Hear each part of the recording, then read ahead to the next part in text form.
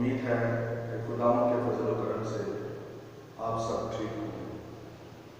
میں آپ کا teacher James Singh 10th class کی اردو کی کتاب کے ساتھ حاضر خدمت۔ آج کا ہمارا لیکچر نمبر 5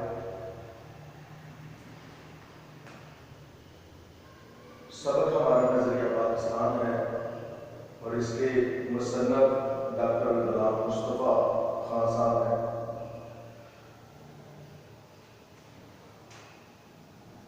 آج یہ سبق پڑھا جائے گا، اس کے بارے میں سیکھا جائے گا کہ نظریہ پاکستان کیا چیز ہے۔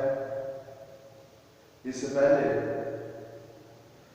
ہم نے لیکچر 4 کے اندر ہمارا جو پچھلا سبق تھا جس کو ہم نے پڑھا مرزا محمد سعید کو اور مشقی سوالات، MCQs، خلاصہ وغیرہ ہر چیز کو ہم نے اسٹڈی کر لیا۔ آج میں اپنے اس لیکچر کو سٹارٹ کرنے سے پہلے، نظریہ پاکستان کی وضاحت کرنے سے پہلے آپ کو بتاتا چلوں کہ آپ نے EMS ہائی اسکول کے چینل کو سبسکرائب کرنا ہے، بیل آئیکن کو پریس کرنا ہے اور شیئر کرنا ہے دوستوں کے ساتھ، تاکہ آپ زیادہ سے زیادہ لیکچر سے مستفید ہو سکیں۔ تو آتے ہیں ہم اپنے لیکچر کی طرف۔ اس کا آغاز کرتے ہیں۔ نظریہ پاکستان کا مطلب ہے پاکستان کی سوچ، پاکستان کا خیال ذہن میں آنا، تصور پیدا ہونا۔ وجہ کیا تھی کہ جب ہندوستان کے اندر ہندو مسلمانوں کو تنگ کرنا شروع ہو گئے، تعصب کرنا شروع ہو گئے، تنگ نظری سے دیکھنا شروع ہو گئے، تو ضرورت محسوس ہوئی کہ ہماری جو مذہبی آزادی ہے وہ پست ہو کر رہ گئی ہے۔ تو مذہبی آزادی حاصل کرنے کے لیے دانشور، اسکالرز، علماء کرام، انہوں نے یا پھر جو سیاسی لیڈر تھے انہوں نے یہ کاوش اور کوشش کر کے جدوجہد کر کے ایک خطہ زمین ملک پاکستان جو ہے ہم سبوں کے لیے حاصل کیا۔ تو اس کے اندر ہم یہ بات سیکھیں گے کہ یہ ملک کیسے حاصل کیا گیا، وجہ کیوں حاصل کرنے کی پیدا ہوئی، ان ساری باتوں سے ہم اس کے اندر سے سیکھیں گے۔ تو آئے ہم اپنی کتابوں کو کھولتے ہیں۔ آپ سب اپنی کتابیں کھولیں اور آپ پیج نمبر جو ہے میرے پاس ہے وہ 31 یعنی 31 پیج نمبر ہے، اس کو آپ کھولیں، جہاں پر ڈاکٹر غلام مصطفیٰ خان صاحب جو اس کے نظریہ پاکستان کے مصنف ہیں ان کے بارے میں تھوڑا جانیں گے۔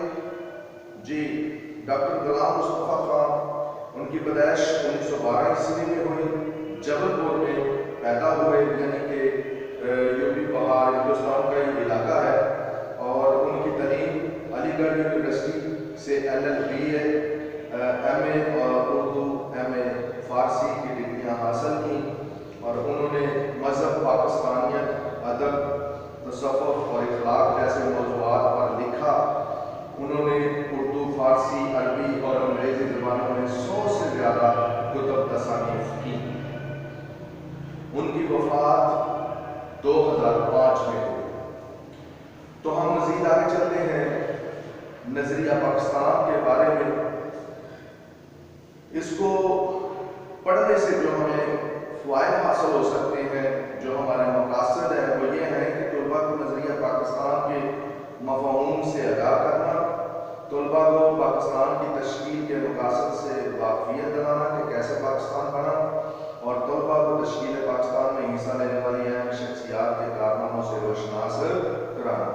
تو بیٹے میں جب اس سبق کو پڑھتا ہوں، پیراگراف کو، تو اس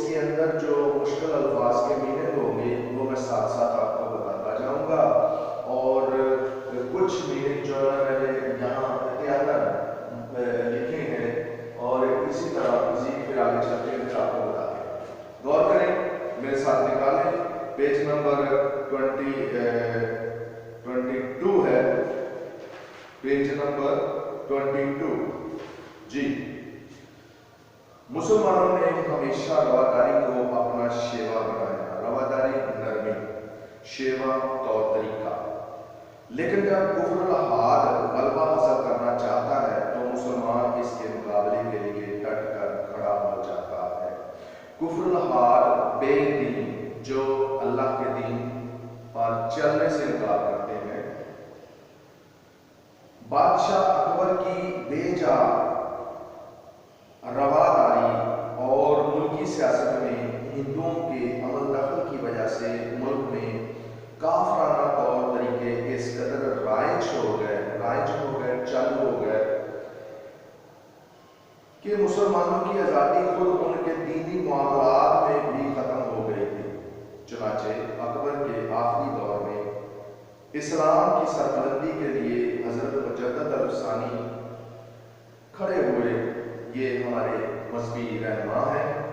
آپ نے جہانگیر کے زمانے میں محض دین کی خاطر قید و بند کی سختیاں چھینی اور اسلامی قدروں کو نئے سرے سے فروغ دیا، ترقی دی، بڑھوتری کی، وسعت دی۔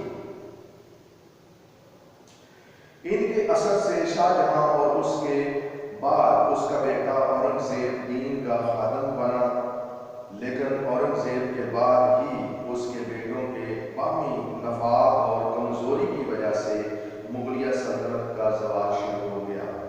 مرہٹوں ہندوؤں کے کئی گروہوں نے سر اٹھایا، انگریزوں نے اپنے قدم جمائے اور ملک میں انتشار پھیل گیا۔ انتشار کے معنی ہے بے چینی، منتشر کرنا۔ لیکن ایسے گئے گزرے حالات میں بھی قوم کو فروغ دینے اور اسلام کو سربلند کرنے کے لیے، سربلند اونچا مقام، اونچی حیثیت دینے کے لیے کوشش جاری رہی۔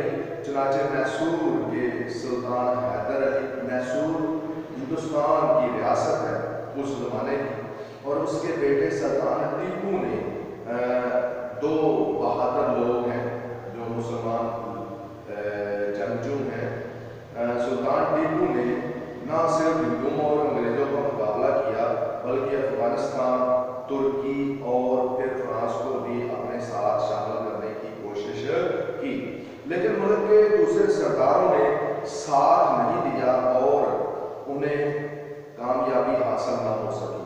اسی زمانے میں شاہ ولی اللہ دہلوی اور ان کے صاحبزادوں نے مسلمانوں کی اخلاقی اور معاشرتی برائیوں کو دور کرنے کی تحریک شروع کی۔ پھر ان کے پوتے شاہ اسماعیل نے اپنے مرشد سید احمد بریلوی کے ساتھ اسلامی اصولوں کو دوبارہ رائج کرنے اور ملک کو غلامی سے آزاد کرانے کی کوشش میں 1831 عیسوی میں اپنی جانیں قربان کر دی۔ تاہم انہوں نے مسلمانوں کے دلوں میں جوش اور جذبہ پیدا کر دیا تھا۔ چنانچہ 1857 عیسوی کی جنگ آزادی میں مسلمانوں نے پھر اپنے قدم جمانے کی کوشش کی، لیکن انگریزی اقتدار مستحکم ہو چکا تھا، یعنی پختہ ہو چکا تھا، اس لیے انہیں کامیابی نہ ہو سکی۔ اس زمانے میں سر سید نے مجبوراً انگریزوں سے مفاہمت یعنی کہ صلح کو غنیمت جانا اور مسلمان قوم کی اخلاقی اور تہذیبی اصلاح پر توجہ دی اور ان کے دلوں سے احساس کمتری یعنی کہ اپنے آپ کو دوسرے سے کم تر کرنے کا احساس کو دور کرنے کی کوشش بھی کی۔ 1885 عیسوی میں ہندوؤں نے کانگریس ایک ہندوؤں کی جماعت ہے کی بنیاد ڈالی اور ظاہر یہ کیا کہ وہ ملک کی تمام قوموں کو ان کے حقوق دلوائیں گے، لیکن بعد میں پتہ چلا کہ وہ صرف اپنے حقوق کا تحفظ چاہتے ہیں۔ انہوں نے مسلمانوں کو ان کے کاروبار سے محروم کرنے کی کوشش کی اور وہ سرکاری ملازمتوں پر بھی قابض ہو گئے۔ نیز انہوں نے مسلمانوں کی مشترکہ زبان اردو کے مقابلے میں ہندی کو قائم کر دیا۔ سر سید نے مسلمانوں کو ہندوؤں کی کانگریس اور ان کی سیاست سے علیحدہ کرنے کی کوشش کی، اور ان کے ایک دوست مولانا محمد قاسم نے دیوبند، یہ ایک جماعت ہے، دیوبند میں مسلمانوں کی دینی تعلیم کی طرف توجہ دی۔ پھر سر سید کے ایک رفیق نواب وقار الملک، رفیق دوست کو کہتے ہیں، 1906 میں کل ہند یعنی پورے بھارت میں مسلم لیگ کے نام سے مسلمانوں کی ایک الگ تنظیم کی بنیاد ڈالی۔ جیسے کانگریس ہندوؤں کی جماعت کی، اسی طرح مسلم لیگ مسلمانوں کی ایک سیاسی جماعت قائم کی گئی۔ یہ تنظیم ڈھاکے میں، ڈھاکہ جو ہے یہ بنگال کے اندر ہے، قائم ہوئی تھی، جہاں ہندوؤں نے سازش کر کے مسلمانوں کو ذکر پہنچانے، ذکر کا مطلب ہوتا ہے نقصان پہنچانا کے لیے مشرقی بنگال اور آسام کا وہ صوبہ جس میں مسلمانوں کی اکثریت تھی ختم کرا دیا۔ 1911 میں اسی علاقے کو پھر بنگال میں شامل کر دیا۔ اسی زمانے میں پہلی جنگ عظیم چھڑ گئی، جس میں انگریز کا مقابلہ جرمنی سے ہوا اور ترکی نے جرمنی کا ساتھ دیا۔ ہندوستان کے مسلمان چونکہ ترکی کے سلطان کو حجاز کی خدمت کرنے کی وجہ سے خلیفہ اسلام سمجھتے تھے، اسی لیے انہوں نے مالی اور طبی امداد وہاں پہنچائے، مالی روپیہ پیسہ، طبی امداد جو ہے وہ دوائیاں وغیرہ، جس کی وجہ سے حکومت برطانیہ کے مسلمانوں سے اناج پیدا ہو گیا۔ اناج کا مطلب ہوتا ہے دشمنی، لیکن انہوں نے یہاں کے مسلمانوں سے وعدہ کیا کہ اگر ہم کو اس جنگ میں فتح حاصل ہوگی تو ہم کسی طرح بھی ترکی کو مزید نقصان نہیں پہنچائیں گے۔ یہ وعدہ محض صرف فریب تھا۔ چنانچہ جب انگریزوں کو فتح حاصل ہوئی تو وہ اپنے وعدے سے پھر گئے اور انہوں نے ترکی کی وسیع سلطنت کے ٹکڑے ٹکڑے کر دیے۔ یہاں کے مسلمانوں کو اس فریب کی وجہ سے بہت تکلیف پہنچی اور انہوں نے خلافت کے تحفظ کے لیے مولانا محمد علی جوہر اور ان کے بڑے بھائی مولانا شوکت علی کی رہنمائی میں تحریک خلافت شروع کی۔ اس زمانے میں ہندوؤں نے مسلمانوں کو ہندو بنانے کے لیے شدی کی تحریک شروع کی۔ یہ ہندوؤں کی تحریک تھی، شدی کی تحریک۔ اس میں جو مسلمان ہوتے تھے ان کو ہندو مذہب میں لانے کا کام کیا گیا اور ان کو ختم کرنے کے لیے سنگٹھن کی تحریک بھی شروع کی۔ سنگٹھن کی تحریک جو تھی، اس میں جو مسلمان ہندو نہیں بنتا تھا اس کو یا تو وہ ملک سے نکالتے تھے یا پھر اس کو قتل کر دیتے تھے۔ ہاں جی، 1928 میں انگریزوں نے جو نہرو رپورٹ شائع کی اس میں مسلمانوں کے لیے علیحدہ نمائندگی کا اصول جو وہ 12 سال پہلے تسلیم کر چکی تھی بالکل نظر انداز کر دیا۔ پھر تو مسلمانوں میں بڑا جوش پیدا ہوا اور انہیں یقین ہو گیا کہ چونکہ ان کا دین، ان کی تہذیب اور ان کی معاشرت سب کچھ غیر مسلموں سے مختلف ہے، اس لیے کسی حالت میں ہندوؤں سے تعاون نہیں ہو سکتا۔ تو بیٹے آج کا ہمارا جو لیکچر نمبر 5 سر کے نظریہ پاکستان، اس کا آدھا حصہ جو ہے اختتام کو پہنچا ہے۔ تو آپ اپنی جو اس بک کا خلاصہ ہے پائلٹ سپر 1،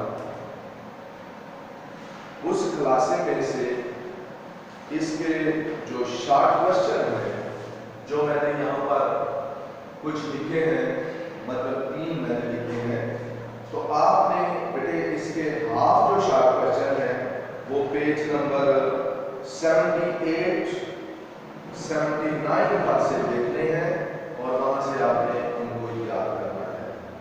اور اس کے بعد یہ ہے کہ نیکسٹ جو ہے ہمارا نظریہ پاکستان کا آدھا حصہ وہ بفضل خدا کل نئے سرے سے پھر آپ کو سکھایا جائے گا اور ہم اس میں سے سیکھیں گے۔ اللہ حافظ۔